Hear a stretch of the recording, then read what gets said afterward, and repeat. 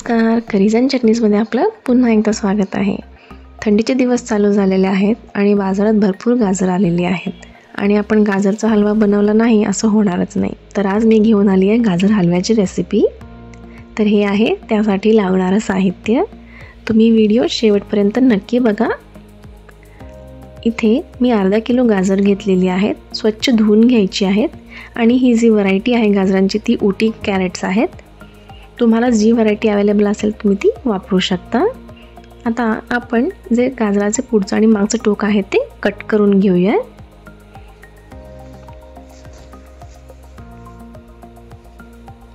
ह्याच प्रकारे इथे मी सगळे गाजरचे कट करून घेतलेलं आहे.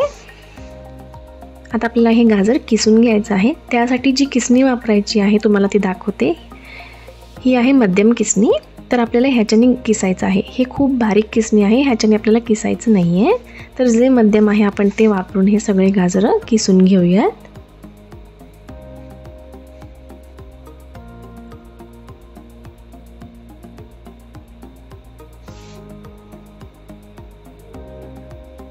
आता तुम्ही इथे बघू शकताय, हे असं दिसेल मध्यम आपण किसणीने किसलो तर. हे अति जाड नाही आहे किंवा अति बारीक नाही आहे.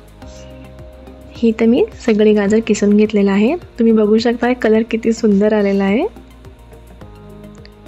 आता इथं जाडबुडाच्या भांड्यामध्ये मी 1 लिटर फुल फॅट दूध गरम करून घेत आहे. आणि आता आपल्याला हे दूध उकळून घ्यायचं आहे पूर्णपणे. आता तुम्ही इथं बघू शकताय दूध उकळत आहे. तर आता आपण गॅस बंद करूयात आणि हे दूध बाजूला ठेवून देऊयात. आता इथे एका जाडबुडाच्या कढईमध्ये मी 2 चमचे तूप घालून घेत आहे. तूप गरम झालं की आपण आता जे गाजर किसून घेतलं होतं ते ह्यात घालून घेऊया.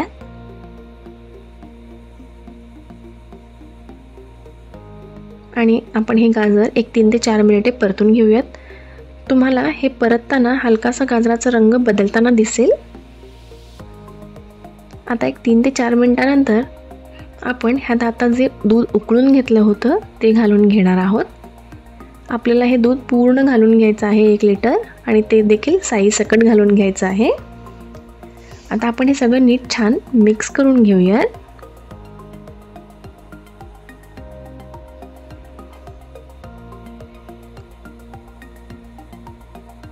आता आपण ह्याच्यावर झाकण ठेवूयात आणि ह्यातलं दूध जे आहे ते उकळू देऊयात. आता 5 ते 7 मिनिटानंतर तुम्ही बघू शकताय की ह्या मिश्रणाला उकळी फुटलेली आहे. आता हे आपल्याला असंच उकळत ठेवायचं आहे जोपर्यंत ह्यातलं दूध हे पूर्णपणे आटत नाही. हे हलवा करायला भरपूर पेशन्स पाहिजे, कारण हे हलवा तयार व्हायला कमीत कमी 45 मिनिटे लागतात. आता हे मिश्रण आपण असंच उकळत ठेवूया मध्यम आचेवरती. आता हे ते कमीत कमी 25 मिनिटे झालेली आहेत. तुम्ही बघू शकताय बऱ्यापैकी दूध आटलेलं आहे.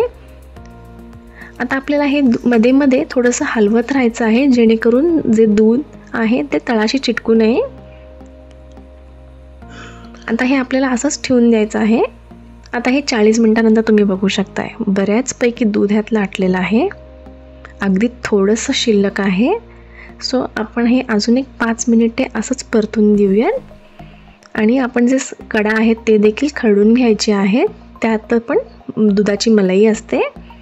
आता तुम्ही इथे बघू शकताय 45 मिनिटानंतर पूर्णपणे ह्यातलं दूध आटलेलं आहे. आता आपण ह्या स्टेजला इथे साखर घालूयात. हे वजनी 100 ग्राम आहे आणि कपच्या ह्याच्याने बघायला गेलं तर पाऊण कप आहे आणि 1 चमचा विलायची पावडर. आता आपण हे सगळं घालून नीट मिक्स करून घेऊयात. साखरेचं प्रमाण ठरवायचं कसं, तर ह्यासाठी जेवढं दूध आहे त्याचं 10% आपल्याला साखर घालायचं आहे. सो इथे मी 1 लिटर दूध घेतलं आहे म्हणून 100 ग्राम साखर वापरली आहे. आता हे साखर जसं विरघळेल तसं त्याचं पाणी सुटेल तर तुम्ही बघू शकताय. आता पुन्हा आपल्याला ह्यातलं जे पाणी आहे ते आटवून घ्यायचं आहे. सो त्यासाठी 5 ते 10 मिनिटे आपण हे असंच परतून घेऊयात. आता 5 ते 10 मिनिटानंतर तुम्ही बघू शकताय इथे साखरेचं पूर्ण पाणी आटलेलं आहे आणि आता आपला हलवा तयार झालेला आहे. आता आपल्याला ह्या हलव्याला आपण एक छान तडका देऊयात ड्रायफ्रूट्सचा.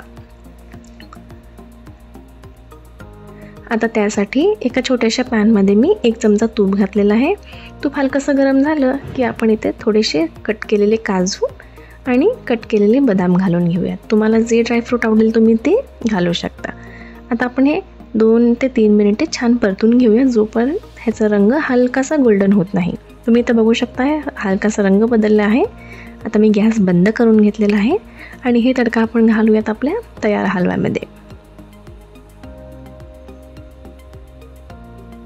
इथे मला पूर्ण हलवा तयार करायला 45 मिनिटे लागली होती.